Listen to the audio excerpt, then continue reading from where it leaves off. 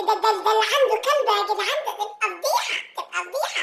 يا لهوي، اللي عنده كلب ما تهونش عليه بلوته إلا بلوة منتخب مصر الشباب من قدام منتخب تونس